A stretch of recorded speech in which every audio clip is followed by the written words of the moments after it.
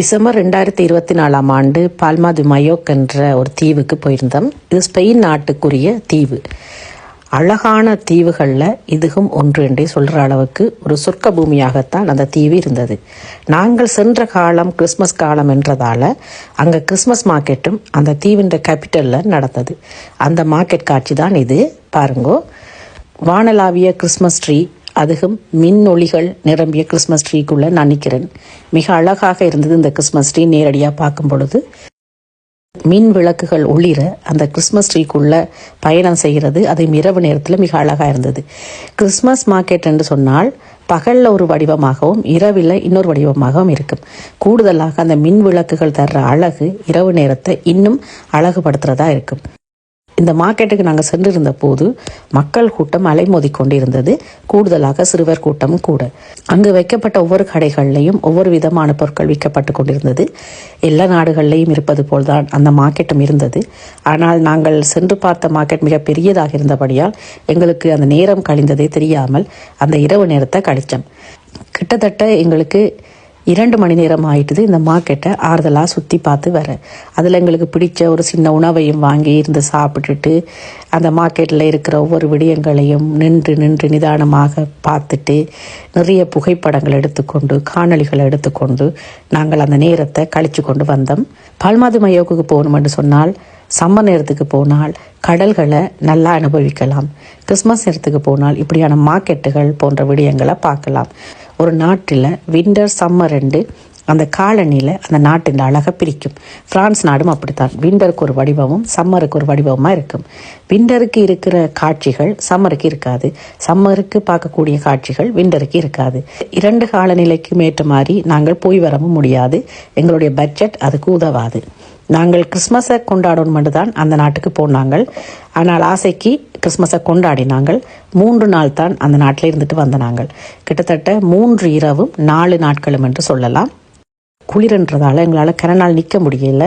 இருந்த போதும் அந்த 4 நாட்களும் 2 நாட்கள் சென்று வரவும் 2 நாட்கள் சுற்றி பார்க்கவும் என்று சொல்லி கிட்டத்தட்ட 4 நாட்கள் அங்கே இருந்த நாங்கள். 4 நாட்களும் நல்லபடியாக நாங்கள் அனுபவிச்ச நாங்கள். முக்கியமாக இந்த நாட்டுக்கு போகைக்க நீங்கள் கணக்கில் எடுக்க வேண்டிய விடயம் என்னென்னு சொன்னால், போகிறவர்களில் ஒருவருக்காவது காரோட தெரியாட்டில் இந்த நாட்டை நீங்கள் சுற்றி பார்க்கவே முடியாது. அங்கே பஸ் சர்வீஸ் இல்லை, டாக்ஸி சர்வீஸ் என்ன மாதிரி இருக்குமென்று எனக்கு தெரியாது. சரியான விலையாக இருக்குமென்று நான் நினைக்கிறேன். நாங்கள் ஏர்போர்ட்லேயே ஒரு காரை புக் பண்ணி எடுத்துக்கொண்டு போனதால் அந்த தீவை அழகாக சுற்றி பார்க்கக்கூடியதாக இருந்தது. அதுவும் எங்களுடைய எண்ணத்துக்கு ஏற்ற மாதிரி நாங்கள் சுற்றி பார்க்கக்கூடியதாக இருந்தது. டாக்ஸி எடுப்பீர்களே ஆனால் கட்டணம் அதிகமாக செலுத்த வேண்டும். அதோடு நாங்கள் விரும்பும் நேரத்துக்கு நின்று நிதானமாக டாக்ஸியில் எடுத்து போய் வர முடியாது. நாங்கள் ஒரு இடத்துக்கு போகிறதுக்கு அரை மணி நேரம் போதும் அந்த இடத்த சுற்றி பார்க்க முடிவு செய்து போனால் சில நேரம் 2-3 மணி நேரமாவது அதை சுற்றி பார்க்க தேவைப்படும்.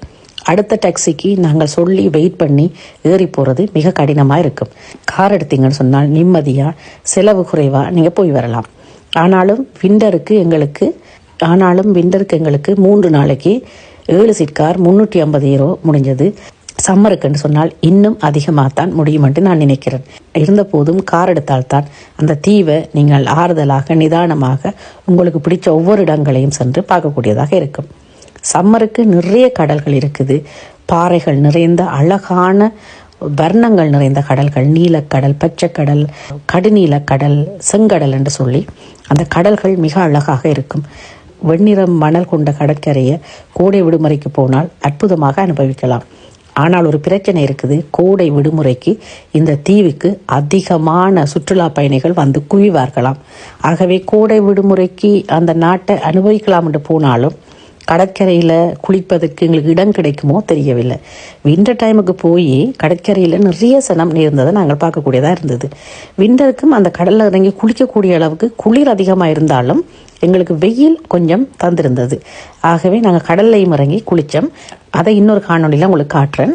இப்போ நீங்கள் இந்த கடைகளை பார்த்து மகிழுங்கோ.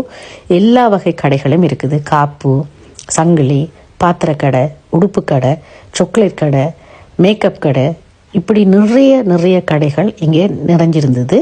ஒரு பெரிய நிட்டலா போட்டிலும் எங்களை வரவேற்றது. மிக அழகான மார்க்கெட் தான் இந்த மார்க்கெட். அமைதியாக எந்த பயம் இல்லாமல் நாங்கள் சென்று வந்த தீவு தான் இந்த பால்மா து மயோக் என்ற தீவு. கட்டாயம் நீங்கள் உங்களுக்கு ஒரு சந்தர்ப்பம் கிடைத்தால் இந்த தீவை பார்க்காமல் விடாதீங்கோ. ஒவ்வொரு ஆண்டும் நாங்கள் இலங்கைக்கோ இந்தியாவுக்கோ சென்று வருவது எங்களுக்கு நிறைய செலவாகும். ஆனால் இப்படியான அருகில் இருக்கும் தீவுகளுக்கு ஊர்களுக்கு போய் வரும் பொழுது குறைந்த செலவில் ஆனால் அழகாக நாங்கள் சுற்றி பார்க்கக்கூடியதாக இருக்கும். இப்போ இலங்கை தீவுக்கு போனால் கூட இப்படியான கடல்களை அனுபவிக்க முடியாது. அப்படி அழகான கடல் இருந்தாலும் இறங்கி குளிக்க முடியாது. இங்கே அப்படி இல்லை. நாங்கள் என்ன செய்தாலும் மக்கள் எங்களை கவனிக்க மாட்டார்கள். ஆகவே எங்களுடைய இஷ்டத்துக்கு கடலில் இறங்கி குளிக்கலாம், கடற்கரையிலிருந்து பம்பல் அடிக்கலாம், பிடிச்ச சாப்பாடை வாங்கி சாப்பிடலாம், நேரங்கட்ட நேரத்திலையும் ஊர் சுற்றிட்டு வரலாம். யாரும் எதுவும் கேட்க மாட்டினோம். அதோட ஆமி தொல்லையோ நுழம்பு தொல்லையோ தண்ணி பிரச்சனையோ இந்த நாட்டில் இருக்காது. அதுதான் முக்கியம். நீங்களும் சென்று பாருங்கோ. நீங்களும் சென்று பாருங்கோ. நான் சொன்ன விடயங்கள் ஏதாவது உங்களுக்கு பிடிச்சிருந்தால் கமெண்ட்ஸ் பண்ணுங்கோ. நன்றி.